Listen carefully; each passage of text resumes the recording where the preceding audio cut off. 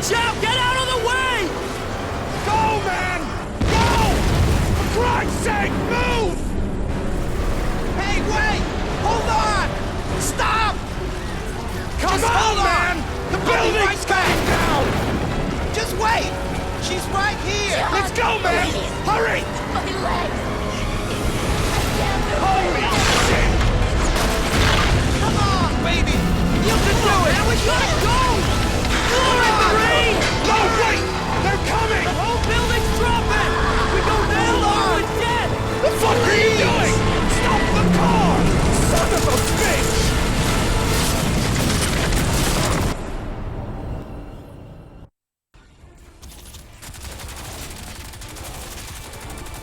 Crytek raised more than a few eyebrows with their announcement that Crysis 2 would be coming to home consoles.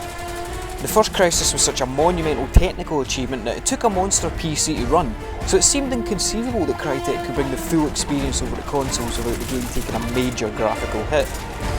Well, Crysis 2 is finally available on home consoles, and graphically, it stands head and shoulders above anything else in this console generation. Luckily, it's also a hell of a shooter as well. Crysis 2 on consoles is really a sight to behold. Sure, you may be able to squeeze out a higher frame rate or sharper looking textures with a £2,000 gaming PC, but when you consider that this is running on 6-year-old architecture, well, it's really hard to fathom. Barring the occasional frame rate hiccups when things get incredibly hectic, Crysis 2 runs silky smooth in the main and features some incredible technical flourishes. Even as simple things such as the way light filters through the trees as they sway in the wind will leave you open-mouthed.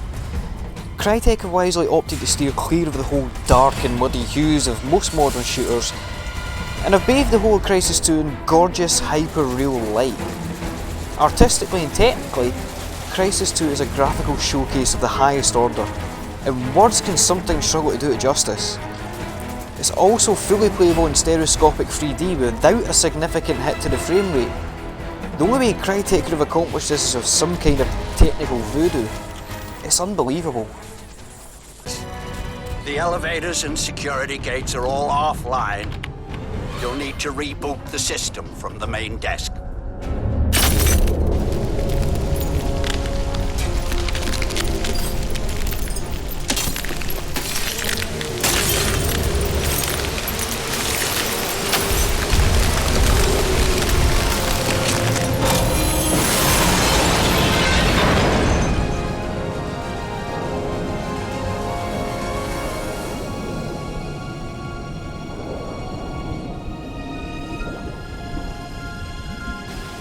Crysis 2 also manages to nail the feeling of chaotic destruction perfectly.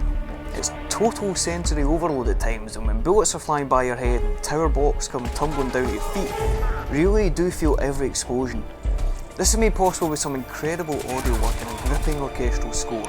It's a treat for the ears as well as the eyes. Besides the audio-visual splendour, Crytek have also made sure that the same free-form gameplay of the original makes its way into the sequel. The billion-dollar nano suit that you're thrust into offers all kinds of tactical possibilities. At first it seems incredibly overwhelming, as the game has minimal amount of hand-holding right from the off. If you attempt to play Crysis 2 like any other shooter on the market, then you'll find yourself cut down time and time again. You only once you stop and think about how to approach each combat situation that things begin to click into place. The game isn't as open-ended as its predecessor, but still offers an incredible amount of tactical freedom. Want to use your cloaking ability and sneak in the back door undetected?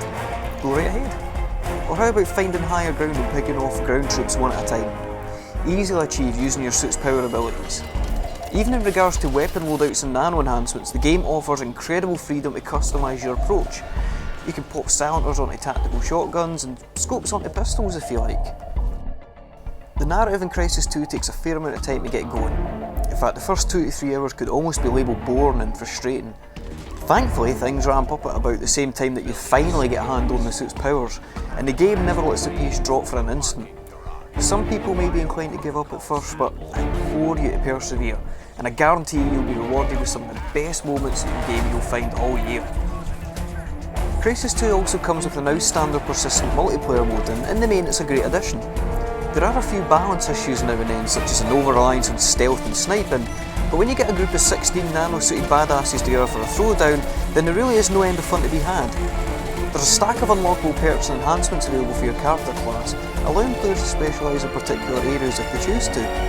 If Crytek can sort out some of the balance issues with a patch, then this could turn into one of the most cerebral multiplayer shooters available. Hardcore PC gamers may feel slighted that what was once the poster boy for PC superiority over their console-owning brethren has spread its wings onto new pastures, but console gamers are finally able to sample what made Crysis such a standout title in the first place. Engaging, challenging gameplay, jaw-dropping spectacle and remarkable visuals should be seen by as many people as possible. Crysis 2 currently stands as the showcase for home consoles, and also the greatest shooter of the year so far.